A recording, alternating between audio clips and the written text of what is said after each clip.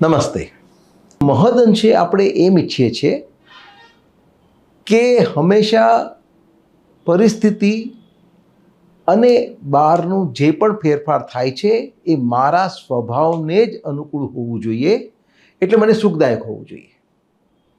એટલે લગભગ બધાને ઈચ્છા એ છે કે સુખ મળે, દુઃખ ના મળે. હકીકતમાં સુખ અને દુઃખ જીવનમાં બધાને જ આવવાના છે. અને ખરેખર જોતા તો આ દુઃખ ઘણું મહત્વનું છે. એ દુઃખની શું મહત્વતા છે એ આપણે આ કડીમાં જોવાના છે. તો દુઃખ પહેલું તો અનિવાર્ય છે. શું કામ? કારણ કે પરિસ્થિતિ હંમેશા તમારા સ્વભાવને અનુકૂળ નથી રહેવાની, એ બદલતી રહે છે. કોકવાર અનુકૂળ, કોકવાર પ્રતિકૂળ. તો તમે જ્યારે એ પ્રતિકૂળ વાતાવરણથી ભાગવાનો પ્રયત્ન કરશો અથવા વાતાવરણને બદલીને તમારે અનુરૂપ કરવાનો પ્રયત્ન કરશો તો એ શક્ય નથી. એટલે પહેલું તો એ અનિવાર્ય છે, એને સ્વીકારો. બીજું, આપણે આગળ જોઈ ગયા એમ કે આ દુઃખ આપણો પરમ મિત્ર છે, આપણને સજાગ કરે છે કે કંઈક આડું અવળું થઈ રહ્યું છે, કંઈક બીમારી હોય તો દુઃખની અનુભૂતિ થાય છે. તો એ દુઃખની અનુભૂતિને લીધે આપણે એનું નિદાન અને ઈલાજ કરીએ છીએ, તો આપણે એ બીમારીમાંથી નીકળી શકીએ છીએ. ત્રીજું, આ જે દુઃખ છે એ આપણો ગાઈડ છે, આપણને રસ્તો બતાવે છે કે આ તરફ જવાનું છે, આ તરફ નથી જવાનું. જેમ આપણે આગળ વાત કરી હતી કે આપણા જીભ ઉપર જે ટેસ્ટ બડ છે એ આપણને બતાવે છે કે આપણે શું ખાવું, શું નહીં ખાવું. આપણે જ્યારે કોઈ પણ ક્રિયા કરીએ છીએ તો એની સાથે જોડાયેલું સુખ દુઃખ આપણને કહે છે કે આ તમારી શક્તિને માફક આવે છે, એને કરો, આ નથી આવતું માટે એને ન કરો. એટલે આપણને ગાઈડ કરે છે આપણા કરિયર માટે. આ બધું આપણે પહેલાં જોઈ ગયા છીએ. એ જ રીતે આપણે આધ્યાત્મિકતામાં આપણને ભક્તિ માર્ગ ફાવશે કે જ્ઞાન માર્ગ ફાવશે કે રાજયોગ ફાવશે કે કર્મયોગ ફાવશે, એ કેના આધારે નક્કી થશે? આ સુખ અને દુઃખના જ આધારે. એ સિવાય આ દુઃખ આપણને આપણો કોર્સ કરેક્શનમાં મદદ કરે છે. જેમ ભરવાડ છે એ જ્યારે ઘેટા બકરા ચરાવવા જાય છે તો એની પાસે એક મોટી લાકડી હોય છે. એ લાકડીનો શું ઉપયોગ કરે છે? હા, બધાને આડેધડ મારતો નથી ને. એ તો કોઈક ઘેટું આડું જતું હોય તો એને ટપકારે છે. એ ન માને તો હજુ જોરથી કરશે, હજુ ન માને તો હજુ જોરથી કરશે. તો આ જે દુઃખ છે એ કુદરતના ડફણા છે કે આપણે ખોટે રસ્તે જઈ રહ્યા છે, એમાંથી આપણને વારે છે. એક ઉદાહરણ આપો. ડૉક્ટર એલિઝાબેથ કુબલર-રોસ, એમને થવું હતું પીડિયાટ્રિશિયન, એટલે કે બાળકોના ડૉક્ટર. એમને એડમિશન પણ મળી ગયું, પણ એક શરત એ હતી કે જે આ પીડિયાટ્રિકની પોસ્ટ કરે એ પ્રેગ્નન્ટ ના હોવું જોઈએ, કારણ કે હેવી પોસ્ટ છે. અને એમની તપાસ થઈ તો એ પ્રેગ્નન્સી નીકળ્યું, એટલે એમને છોડી દેવું પડ્યું. હવે છોડી દીધું તો હવે શું કરવું? તો એમને સાયકિયાટ્રી લીધું. સાયકિયાટ્રીની ટર્મ ચાલુ થઈ અને થોડા વખતમાં એમનું એબોર્શન થઈ ગયું. તો અરે રે, જેના માટે છોડવું પડ્યું હતું એ જ કારણ નીકળી ગયું. એનીવે હવે તો અહીંયા જોડાઈ ગયા છે, એટલે 6 મહિના કરી નાખ્યું. 6 મહિના પછી પાછું પીડિયાટ્રિકમાં એડમિશન મળ્યું, પાછું એમનું પ્રેગ્નન્સી ડિટેક્ટ થયું, પાછું એમને છોડવું પડ્યું, પાછું એમને સાયકિયાટ્રી લીધું, પાછું એમનું એબોર્શન થયું. તો કોક શું કહેશે? અરે કેટલા કમનસીબ, વેરી અનલકી. પણ એ બેન જરા સમજદાર હતા. એને કહ્યું ના, આ કુદરત મને કંઈક કહી રહી છે કે મારે પીડિયાટ્રિશિયન નથી થવાનું, મારે સાયકિયાટ્રિસ્ટ થવાનું છે. એટલે આ જે દુઃખ આવ્યું એ આપણને અવળા માર્ગે જતા રોકે છે. પણ આપણે એનું કહ્યું ન માનીએ તો શું થશે? નુકસાન આપણું જ થવાનું છે. આપણે દુઃખી થશું, આપણે હેરાન પરેશાન થઈ જશું. આનાથી વિશેષ પણ એનો ઉપયોગ છે. શું? તો એ આપણું ગાઈડ છે. Guide in the selection of the means to the end. એટલે શું કે આપણને શું માર્ગદર્શન આપે છે કે આમાંથી તમારે કયો રસ્તો લેવો તમારું ધ્યેય હાસિલ કરવા માટે. જેમ સમજો કે આપણે મુસાફરી કરવી હોય અને રેલવે સ્ટેશન ગયા કે એરપોર્ટ ગયા તો ત્યાં એક ઇન્ડિકેટર હોય છે. એ ઇન્ડિકેટર પર શું લખ્યું હોય છે કે કઈ ટ્રેન કેટલા વાગે કયા પ્લેટફોર્મ પર આવશે અથવા કયું પ્લેન માટે તમારે કયા બ્લોક ઉપર જવાનું, બ્લોક A, B કે C, તમારું બોર્ડિંગ પાસ લેવા માટે. હવે ઘણી બધી ટ્રેન હોય છે, ઘણા બધા પ્લેન હોય છે, એટલે એક ટકતું નથી, ફર્યા કરે છે. હવે તમે તમારું વાંચી લીધું કે હા આ પ્લેન માટે મારે આ બ્લોક ઉપર જવાનું છે કે આ ટ્રેન માટે મારે આ પ્લેટફોર્મ ઉપર જવાનું છે, પણ તમે શું કરશો? ફોલો. બરાબર, એ જે બતાવ્યું ત્યાં જશું. પણ તમે ત્યાં ઊભા રહીને જોયા જ કરો, જોજો આવ્યું, જોજો આવ્યું, જોજો આવ્યું, તો શું થશે? તમારી ટ્રેન છૂટી જશે, તમારું પ્લેન છૂટી જશે. આપણે આ કરી રહ્યા છીએ કે આપણું સુખ અને દુઃખ આપણને માર્ગદર્શન આપે છે. આપણે માર્ગદર્શન ફોલો કરવાના બદલે એને ગોલ બનાવી દીધો છે કે મને આ ક્રિયાથી સુખ મળે છે માટે હું એ જ કર્યા કરું છું, કે મને આ દુઃખ મળે છે એટલે એને કરતો જ નથી. કરવાનું શું છે કે એ માર્ગદર્શન લઈને એ પ્રમાણે આપણે આગળ વધવાનું છે. દાખલા તરીકે તમે સમજો કે ક્યાંક ભૂલા પડ્યા. હવે તમને ખબર નથી ક્યાં જવું, એટલે કોઈને તમે પૂછો છો અને એ તમને માર્ગ બતાવે છે. હવે તમે શું કરશો જે કીધું એ પ્રમાણે કે ભાઈ ત્યાં ઉભા રહીને thank you, thank you, thank you, thank you, thank you, thank you કર્યા કરશો? આપણે એ કરીએ છીએ. નહીં મળે તો બીજાને પૂછું પાછા. હા, એ તો ઠીક છે, એ તો બીજી વાત થઈ. પણ મુખ્ય મુદ્દો એ છે એ ગાઈડને છોડવો પડે અને એનું ગાઈડન્સ ફોલો કરવું પડે. આપણે ગાઈડને જ મહત્વ આપી દીધું અને એને જ ગોલ બનાવી દીધો. અટકી ગયા. બીજું સમજો તમારે મુંબઈથી અમદાવાદ જવાનું છે અને તમે ટ્રેનમાં બેઠા અને ટ્રેન તેજસ કે વંદે ભારત હતી, બહુ મજા આવી ગઈ ટ્રાવેલ કરવાની. હવે તમને ગમી ગઈ ટ્રેન, એટલે ભાઈ ટ્રેનમાં જ આટા ફેરા માર્યા કરો. મુંબઈથી અમદાવાદ, અમદાવાદથી મુંબઈ, મુંબઈથી અમદાવાદ જયા જ કરો, કારણ કે ટ્રેન ગમી ગઈ. તો શું થશે? મુકામ નહીં આવે, મજા બહુ આવે છે, પૈસા પતી જાય ને. એટલે જેમ આપણે ગાઈડને ગોલ નથી બનાવવાનો, મીન્સને એન્ડ નથી બનાવવાનો. આ બધું તો સમજવું સહેલું છે, કારણ કે અમે કેવા ગાંડા કાઢી એવા તો નથી. લગભગ. પણ એની એનોલોજી તમે જીવન સાથે આપો ત્યાં લોચા પડે. હા, અને એ ખબર નથી ને કે આપણે આ લોચા મારા જીવનમાં મારી રહ્યા છે. ત્રીજું, હવે તમે જ્યારે મુંબઈથી અમદાવાદ જાઓ છો તો ઘણા બધા સ્ટેશન આવવાના છે. સુરત આવ્યું, ઘારી ખાધી, ગમી ગઈ, ઉતરી પડ્યા, અમદાવાદ ના પહોંચ્યા. એટલે આપણા જીવનમાં પણ ગંતવ્યનું સ્મરણ હંમેશા નહીં હોય તો આપણે વચ્ચે અટકી પડીએ છીએ. We mistake the milestone for destination. પણ ઘણા લોકોને ડેસ્ટિનેશન ખબર જ નથી હોતી. હા. એ જ હોય છે પ્લાન કે we take life as it comes, અને એઝ ઇટ કમ્સ માં સુરત તમે કીધું એમ ગમી ગયું તો ઉતરી ગયા, તો એમ લાગે કે આ જ હશે ડેસ્ટિનેશન. કરેક્ટ. એટલે એ વખતે આપણે સ્મૃતિની જરૂર છે.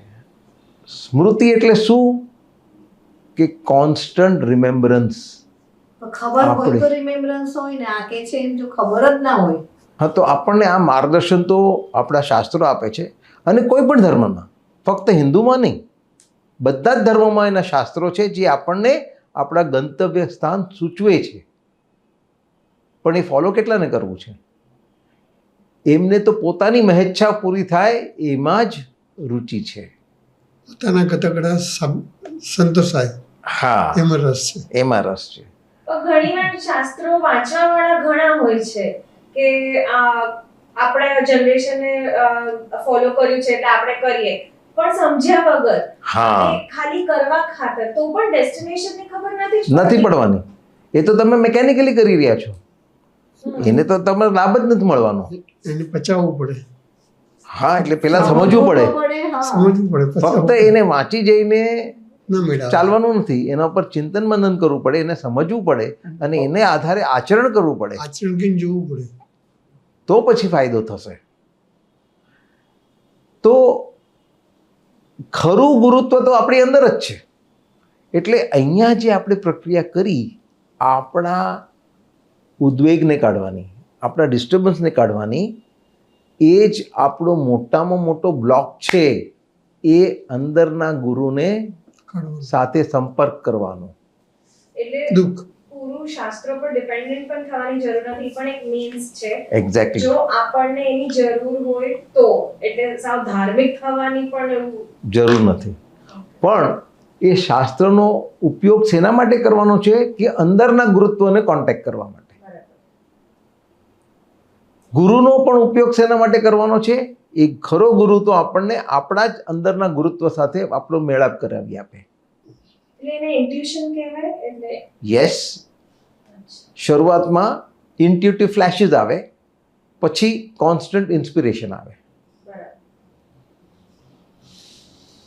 તો આપણે જે આ પ્રક્રિયા જોઈ, જેના આધારે આપણા ડિસ્ટર્બન્સ આપણે કાઢીએ, તો શું થશે? મનની શાંતિમાં તમને આ અંતરાત્માનો અવાજ સંભળાશે.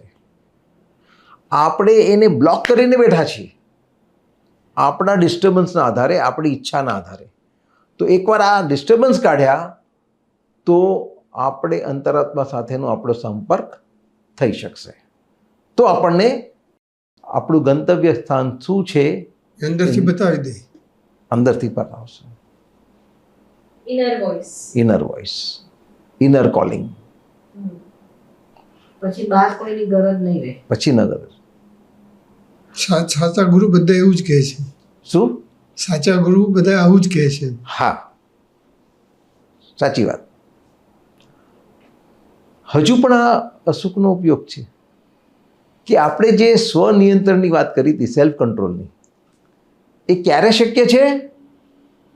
કે જ્યારે તમે એ અસુખને સ્વીકારી શકો.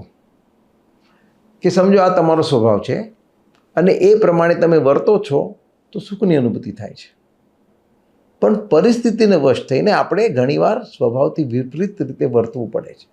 તો જ્યારે એ રીતે વર્તવાનું ચાલુ કરીએ છીએ તો અસુખની અનુભૂતિ થાય છે. એ અસુખને લીધે આપણે પાછા હતા ત્યાં આવી જઈએ છીએ. તો આ જે સ્વનિયંત્રણ છે એને ચાલુ રાખવું હોય તો પહેલાં અસુખને સ્વીકારવું પડશે. એની હાજરી સ્વીકારવી પડે. હજુ પણ એક વધુ ઉપયોગ છે. એ શું? કે આપણે જે કર્મ કર્યા છે એનું ફળ તો આપણને સુખ અને દુઃખને રૂપે જ મળવાનું છે. કે આપણે પુણ્ય કર્યા હશે તો સુખ મળશે, પાપ કર્યા હશે તો દુઃખ મળશે. હવે અત્યારે સુખ તો આપણે લઈ લઈએ છીએ પણ દુઃખ નથી જોઈતું. તો શું થશે? એમાંથી છટકવાનો પ્રયત્ન કરશો તો તમે એ કિંમત ચૂકવી નથી, એટલે કેરી ફોરવર્ડ. અને તમે એ છટકવાનો પ્રયત્ન કર્યો, એક પાછો નવો ગુનો થયો તો એનું ભોગવવું પડશે. એટલે અસુખને સ્વીકારશું તો આપણા નસીબમાં આપણા કર્મો દ્વારા જે આપણને દુઃખ આવે છે એને આપણે સહજ સ્વીકારી શકશું. અસુખનો સૌથી મહત્વનો ઉપયોગ છે આપણા આધ્યાત્મિક શિક્ષણ માટે. જેમ આપણે જ્યારે નવા સૈનિકો ભરતી કરીએ છીએ સેનામાં, તો એમને એમ નથી મોકલતા લડવા માટે, એને એક ટ્રેનિંગ આપીએ છીએ. એ ટ્રેનિંગનો અહેમ હિસ્સો છે રનિંગ ધ ઓબ્સ્ટિકલ કોર્સ. એટલે એક મેદાનમાં હાથે કરીને આડખેલીઓ ઊભી કરી છે. ક્યાંક કાદવ છે, ક્યાંક પથરાનો ઢગલો છે, ક્યાંક ઝાડ કાપીને આડા પડ્યા છે, અને રોજ જે કેડેટે ત્યાંથી દોડવાનું. શું કામ? કે જ્યારે એ ફ્રન્ટ ઉપર જશે ત્યારે આવું જ મળવાનું છે. એને કંઈ ડામરવાળા રોડ નથી મળવાના માર્ચ કરવા માટે. એમાં કોક કેડેટ આ બધી આડખીલીઓ બહાર દૂર કરી કાઢે, બધું કાદવ ભરી દે, પથરાને આઘા લઈ જાય, ઝાડ કાપીને દૂર કરી નાખે અને સફાચટ મેદાન કરી આપે. તો એને શાબાશી મળશે? ના.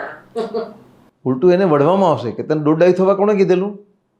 કે આ જે ઓબ્સ્ટિકલ્સ હતા એનું પ્રયોજન હતું. તો લાઈફ ઇઝ એન ઓબ્સ્ટિકલ કોર્સ. કે જીવનમાં હાથે ખરીને કુદરતે આડખીલીઓ ગોઠવી છે જેથી કરીને આપણે શીખી શકીએ, આપણી ઉન્નતિ થઈ શકે. આપણો સ્વભાવ આ છે, પરિસ્થિતિ કુદરતે આ આપી, તેનામાં અક્કલ નથી કે આપણી મેચિંગ પરિસ્થિતિ આપે તો લીલા લહેર હતા. પણ આ હાથે કરીને શું કામ આપ્યું છે? આપણા શીખવા માટે. પણ પછી ઘણા એવા પણ હોય છે ને કે આ જે છે એને બહુ ગ્લોરીફાઈ કરી નાખ્યું છે કે હાર્ડશિપ્સ હોય તો જ તમે સાચું જીવનનો મહત્વ શીખી શકો અને તમે સ્ટ્રગલ્સ ફેસ કર્યા હોય તો જ તમે વધારે સારા કહેવાઓ બીજા લોકો કરતા. તો એના થકી હવે ઘણા એવા પણ હોય છે કે પછી ઈઝી વે આઉટ હશે તો એમને ગિલ્ટ ફીલ થાય કે ના, તો મેં આ ઈઝી વે લઈ લીધો તો મારું ઘડતર નહીં થાય અને એના માટે ચાહીને પછી ઘણીવાર ડિફિકલ્ટ રૂટ લેવાનો. હા, એવાય હોય છે. પણ આમાં આપણે આડખીલીઓ ઊભી નથી કરવાની, જે કુદરતી આવી એનો ઉપયોગ કરવાનો છે. એમને એક જ વસ્તુ ઈઝી વે પણ થઈ શકે અને ડિફિકલ્ટ વે. એ જ કીધું, એને હાથે કરીને ઊભી કરી. ઇઝી વે હતો તેમ છતાં હાથે કરીને ઊભું કર્યું પેલું, એના સંતોષ માટે, કે બીજાને બતાવવા માટે કે જો હું કેટલો જજુમ્યો. પણ એ લોકો તો એમ કે તો બીજા જે લોકો જેને ઈઝી વે ચૂઝ કર્યો એને ઈઝી વે શોધી કાઢ્યો, જ્યારે that was the actual way of doing it, the hard way. આપણે નક્કી કે કોણ કરશે ને કેવી રીતના થશે. એટલે જે અનાયાસ કુદરતી આડખીલીઓ આવે છે એમાંથી શીખવાનું છે. તમે હાથે કરીને ઊભું કરો તો એ તો તમારી કઈ ઈચ્છા છે એની પાછળ, કાં તો બધાને પુરવાર કરવાની કે પોતાને પુરવાર કરવાની કે જો મેં કેટલું બધું અચીવ કર્યું, તો એ ના બકે. આ તો જે કુદરતે તમારા જીવનમાં આડખીલીઓ ઊભી કરી છે. જેમ સમજો કે આપણે વિઘ્ન દોડતા હોઈએ, હર્ડલ્સ. એમાં કરવાનું શું છે કે વિઘ્ન ઉપર દોડીને કૂદીને જવાનું છે. પણ આપણે જો એમ કરીએ કે વિઘ્નને ઊંચું કરીને બાજુમાં મૂકી દઈએ અથવા એની નીચેથી ગરકી જઈએ કે બાજુમાંથી સરકી જઈએ તો તો શું થશે? ડિસ્ક્વોલિફાય. અને ડિસ્ક્વોલિફાય થયા એટલે પાછું જાઓ સ્ટાર્ટિંગ લાઈન ઉપર. એટલે તમે જો એ આડખીલી જે જીવનમાં આવી છે તમને કશુંક શીખવાડવા માટે, એનાથી ન શીખ્યા તો તમારે એનું એ જ લેસન પાછું ભણવું પડશે. પણ એ જ વાત છે ને કે તો નક્કી કોણ કરે કયો સાચો રસ્તો ને કયો ખોટો રસ્તો? કારણ કે આપણે નોર્મલ લોકો જ્યારે રસ્તા પર ચાલતા હોય ને ખાડો આવ્યો તો એવું થોડી છે કે સીધે સીધે ચાલ્યા જ કરીએ અને ખાડામાં પડીને જઈએ. ના, આપણે સાઈડથી જ જવાના. પણ ત્યાં ઈ બરાબર હતું કે સાઈડથી નીકળી જવું, અને તમે જે કીધું હર્ડલ રેસમાં ઈ બરાબર હતું કે હર્ડલને પાર કરીને જવું. બરાબર. લોકોને જ્યારે ખબર જ નથી હોતી કે આપણે હર્ડલ રેસમાં દોડીએ છીએ કે આપણે નોર્મલ રસ્તા પર ચાલીએ છીએ, તો ક્યાંથી ખબર પડે કે કઈ રીત સાચી છે ઈ રસ્તા માટે? નોર્મલ રસ્તા ઉપર ચાલતા હોઈએ અને ત્યાં કંઈક ખાડો ખોદાયો છે તો કોમન સેન્સ શું કહે છે કે ખાડામાં નથી પડવાનું, બાજુમાં નીકળી જવાનું. નાનો ખાડો હોય તો કૂદકો મારો, અને તમારી ક્ષમતા હોય તો કૂદકો મારો. ક્ષમતા ન હોય તો ડાપણ એમાં છે કે બાજુમાંથી બધાને પુરવાર કરવા માટે કે જો હું કૂદકો મારી શકું છું અને તમે ખાડામાં પડો એ તમારી મૂર્ખામી છે. એટલે તમારી ક્ષમતા ન હોય અને તમને દેખાદેખીમાં કૂદકો મારો છો તો એ તો તમારું તમે ઈગો પોષી રહ્યા છો. હું એની વાત નથી કરતો. આ જે કુદરતી આડખીલીઓ આવી ચડી, અચાનક થઈ ગયું, અનાયાસ થયું, આ તો તમે પ્રયાસ કર્યો. એટલે તમે પ્રયાસથી કરો છો એટલે જાણી જોઈને કરો છો, તો એમાંથી થોડી કંઈ શીખવાનું છે. એમાં તો તમે તમારો ઈગો બૂસ્ટ કરી રહ્યા છો, એટલે એમાંથી શીખવાનું નથી. શીખવાનું કેમાંથી છે? જે કુદરતી અડખેલીઓ આવે છે એમાંથી. એટલે આપણે શું કરવાનું છે? એના ઉપરવટ જવાનું છે. જે વિઘ્ન છે, હર્ડલ છે, એને આપણે ઉપરવટ જવાનું છે. એટલે આ જે જીવનમાં અડખેલીઓ આવે છે, હર્ડલ્સ આવે છે, એના ઉપરવટ જવાનું છે. એટલે શું? કે એનું હોવું ન હોવું આપણા માટે સરખું છે. એનાથી આપણે વિચલિત થતા નથી. તો એમ શીખતા શીખતા આપણે આગળ વધતા રહેવાનું છે અને આપણા ધ્યેય સુધી પહોંચવાનું છે. હવે તમે એક હર્ડલ પાસ કર્યું તો બીજું ત્યાં ઊભું જ છે, તમારી રાહ જોતું. આપણે શું ઈચ્છીએ છીએ? કે બધા જ વિઘ્નો નીકળી જાય અને આપણે પછી હવે નિરાતે જીવીએ. જીવન એના માટે નથી. આ બધા આપણા પગથિયા છે જે ચડી ચડીને આપણે ઉપર ઉઠવાનું છે. એમાંથી નહીં શીખીએ તો શું થશે? ફેલ થઈ ગયા. ફેલ થઈ ગયા એટલે પાછું એનું એ જ લેસન પાછું આવશે. હજુ નહીં શીખ્યા તો એનું એ જ લેસન પાછું આવશે. ક્યાં સુધી? જ્યાં સુધી શીખશો નહીં. જ્યાં સુધી શીખશો નહીં. તો પહેલે ધડાકે શીખી લો ને. આટલું બધું ડીલે શું કામ કરવું છે? કોઈ કેમ કે ભાઈ આ કર્મ બર્મ હું કંઈ માનતો નથી, આવું કંઈ હોતું જ નથી, બધા ગપગોળા છે. તો તમારા માનવા ન માનવાથી કંઈ ફરક પડવાનો નથી. સમજો કે હું કહું કે હું આ ટ્રાફિક લાઇટને માનતો નથી અને હું ગમે તેમ ડ્રાઇવિંગ કરું તો હું પકડાવાનો છું જ. કે હું એમ કહું આ ઇન્કમ ટેક્સ લોસમાં હું કંઈ માનતો નથી અને હું ટેક્સ ના ભરું તો મને ડિપાર્ટમેન્ટ પકડવાનું તો છે જ. કે હું એમ કહું કે હું લો ઓફ ગ્રેવિટીમાં માનતો જ નથી અને હું 10મે માળેથી ભૂસકો મારું તો એ કામ કરવાનું બંધ નથી કરવાનું. એટલે સમજદારી એમાં છે કે એને સ્વીકારો, માનો અને એ પ્રમાણે જીવો. એટલે અત્યાર સુધી તમને કાંઈ ન સમજાયું હોય પણ એક જ વાત સમજી લો તો એ ગુરુ ચાવી છે, માસ્ટર કી. શું? કે જીવનના અનિવાર્ય અસુખને સ્વીકારો.